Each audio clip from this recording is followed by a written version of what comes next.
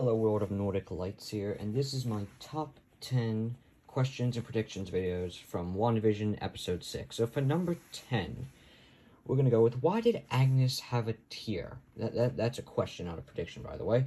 And it's an interesting thought, when she's there, she's stopped completely. She says she's lost, in town, she's lost her way to the town square, which is in itself a shocking comment considering, as Vision reveals, she grew up there her whole life.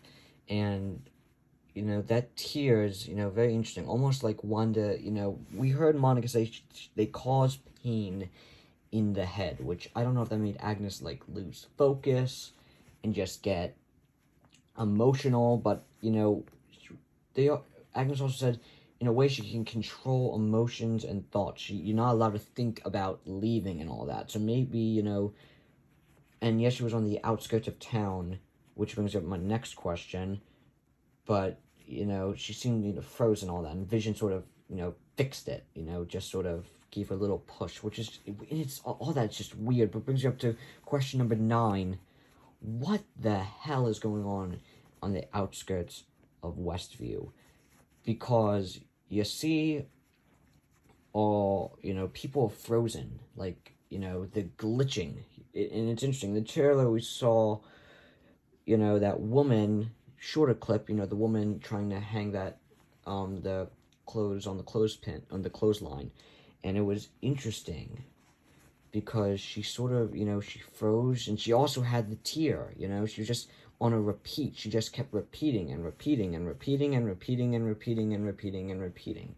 And it's just, utterly shocking. You don't necessarily expect it.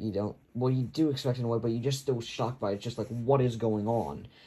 Which, I don't know. It's like, sort of like, I guess if it's like, say it's like a computer, and you do it like RAM, it's sort of like the low RAM area, like you're running a high RAM usage game, so the rest of the computer just starts being very slow, or you're low on storage and the rest of your computer suffers because of it, just gets really slow machine. Just, interesting how those people react. Now, number 7 is, why so little Herb? It's a question, I'm sorry, it is, because Herb's so amazing and all that. And I like how we got the Neighborhood Watch, reference again, which, why are these episodes so short? I feel like you could do like 10 seasons of this. But, why so little Herb? And that brings me up to number 6, I want to say. I don't know. It doesn't necessarily matter. I don't need to be precise. Why did Herb have that technology in regards to, that earpiece and such? Because I can't tell if this is the 80s or the 90s.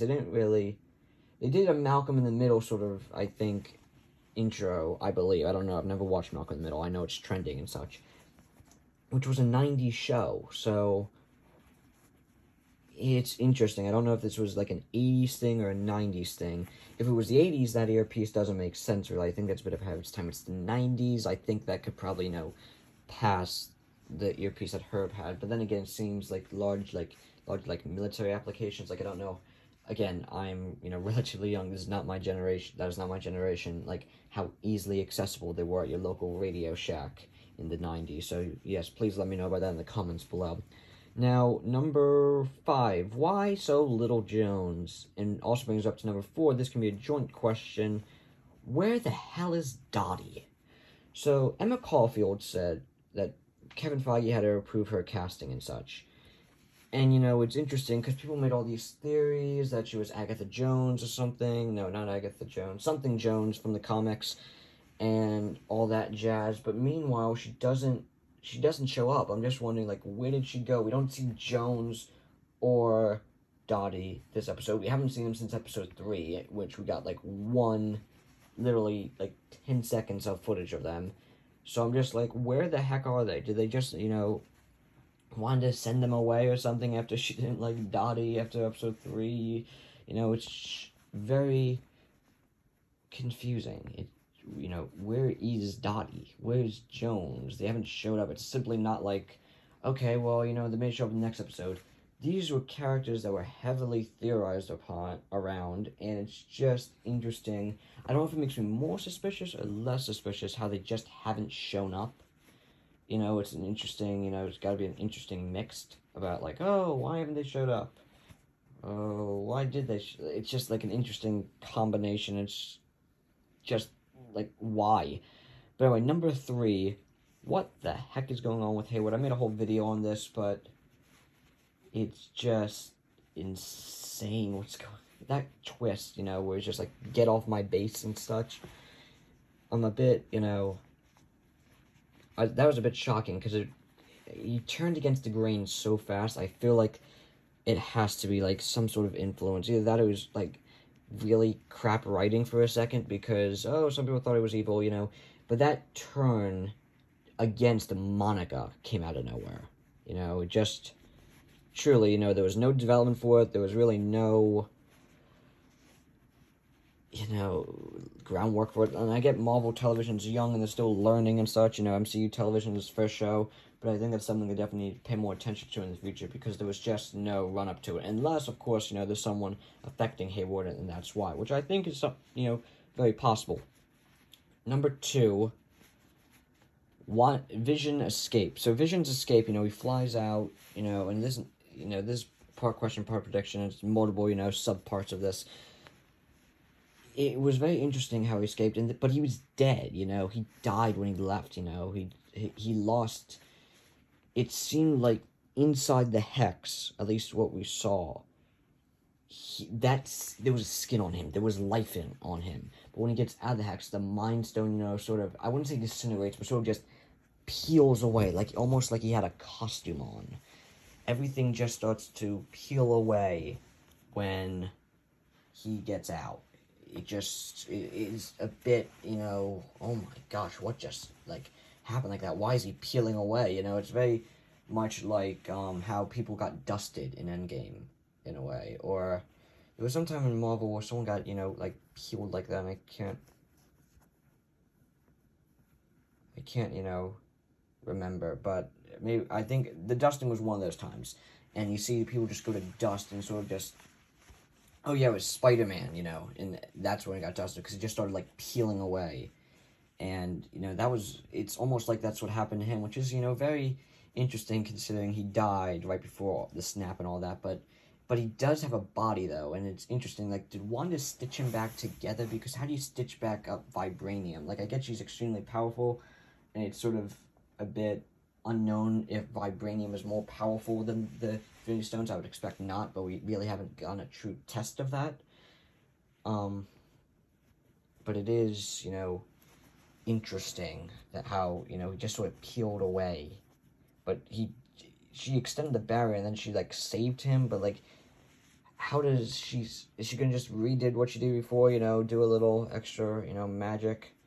But I think it's gonna be interesting in episode 7, like, why the heck did you do that, Vision, and all, you know, that. And then question number 1, what the heck is going on with the hex?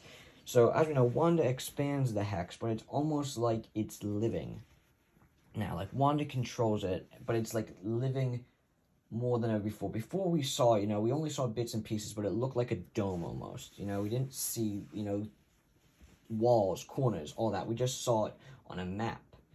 But we actually saw the actual, you know, the actual hex and such. And it's just, you know, very interesting, you know, very tall, too, you know. But I guess, I don't know if Wanda expanded that tallness or something, you know, it's just very interesting. I don't know if it goes out all the way up to space, you know, for all I know. You know, we don't necessarily see a top off at it, so for all I know, it could go all the way up to space, you know, to prevent drones from coming in and all that stuff. And I guess my last bonus question I sort of forgot about is, who is that mystery scientist? So, you know, we've seen the 2 episodes ago that one is like, I have an engineer, I mean, not one, Monica has an engineer who would be perfect for this. And then this episode, which I'm really shocked about, because that's like 1 or 2 in-day episodes, and I'm just like, how do you do that quickly? But okay, whatever. And who is that? Now, I know there's some, you know, theories on it. Could be Blue Marvel, could be, you know, of course, we got to think about, everyone thinks of Richard Reed, whether it's logical or not, which I don't think it's logical.